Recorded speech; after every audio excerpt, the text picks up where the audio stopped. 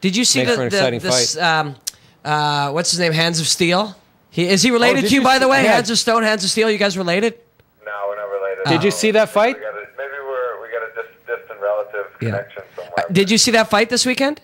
I missed it actually. Dude, it was retarded. It was unbelievable. He was rocked. He was literally. Benji, right? Huh? Yeah, Benji Radek. Yeah. Yeah, he knocked out Benji Radek. He was almost on knocked his feet out twice.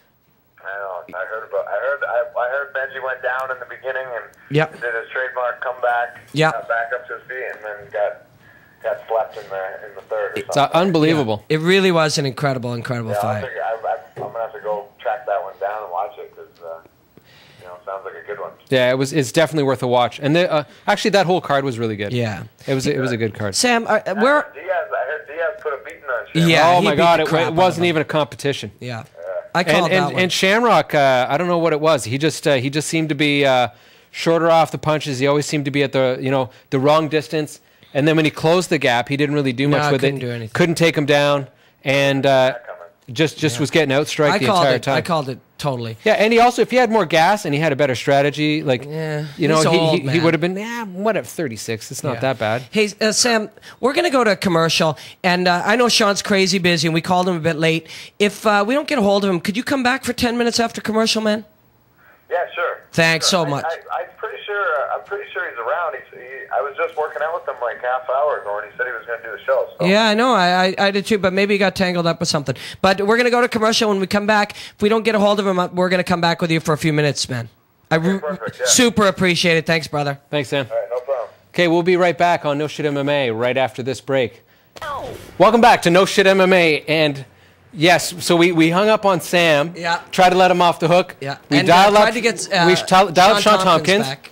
The dude just disappeared. That was our fault, though. Right, yeah. Now, number one, I don't want to get on Tompkins' bad side because he's a badass, and you don't fuck with Sean Tompkins. Right. Okay. So instead of fucking with Sean Tompkins, we're gonna fuck with Mark Hominick. Hey, we got Mark Hominick on the phone. How you doing, brother? Not too bad. What's happening tonight, guys? We were just talking to Sam. He's fighting this weekend, as I guess you know. Yeah. Are you heading down for his fight? Yeah, we're heading down tomorrow morning, so I'll be in the corner with Sean. So yeah, it'll be a team effort, but looking forward to it. Have you cornered Sam before? Yeah, a few times. Yeah, cool. He was just telling us, I had no idea. I mean, I've been fortunate to be around some guys getting ready for fights and stuff, but he said he gets really, really nervous. You know, like he's one of those guys who kind of needs to get amped up before the fight. Yeah. And it's a huge pressure fighting in front of a crowd like that, and you know, like especially a hometown crowd and first fight of the night. So yeah, definitely there's some nerves, but he really gets amped up before the fight. Yeah. He's all fired up before he gets in there. I find that fascinating because, like I was saying to him, he appears to be, once the fight starts, one of the most fearless guys out there. Oh yeah, that's what I mean. Like once you get in there, once the cage door shuts, there's no turning back, and that's kind of his mentality. And he's always been like that. He's a warrior. Yeah. Hey, Mark, are you the same way? Do you get nervous and stuff before fights still, or what's the deal? Not really. Like even my first fight, I remember like on the way out when I was walking to the cage, I was saying to myself like I should be more nervous. So like it was just I don't know. I don't feel nervous. Like the only nerves I feel are for like I want to perform. Like I'm not scared about the fight or who's the fighter. It's more about my potential. Like I want my performance to be good. Yeah. So hey, have you cornered some of your other guys? Have you been in Chris's corner and some of your young guys that you train? Oh yeah. Yeah. Yeah. Like I find I get more nervous in the corner than in the ring. You were just where were you last week? You were cornering someone. Tell us about that. I was down at the Bellator Fighting Championships with one of our guys, Aaron Tregear. Yeah. And definitely, like, I remember a guy in the warm-up, he was just like, he goes, you get more nervous in your fight because I was sweating, I was panting in the room, just pacing back and forth.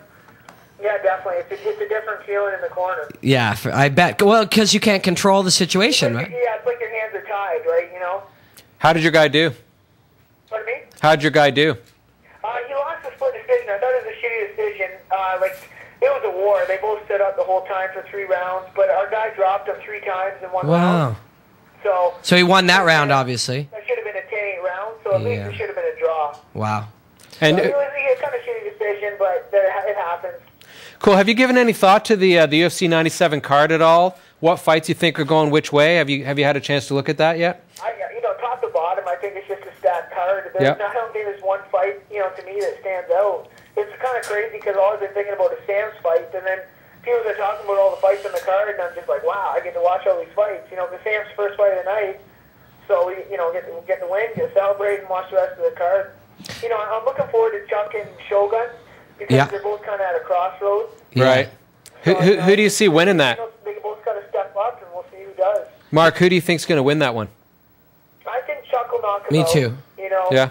Like in the cage, you know, the cage is a new environment. You know, for all these guys coming over for Pride, and none of them have looked comfortable yet. Right. Chuck's been fighting there for, you know, however many years. Yeah.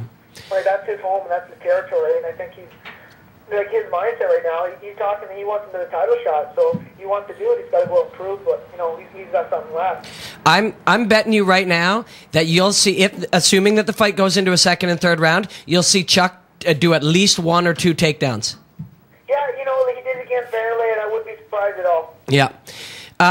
Mark, are people starting to, we were talking to Sam about this a little bit, are people starting to know yet that you are a great wrestler and a great ground guy? Like, is that getting around? Because Sam's saying, you know, he thinks maybe people underestimate him and think he's just going to come out there and bang and that's all he's got. Do you think people know how much you train the other stuff?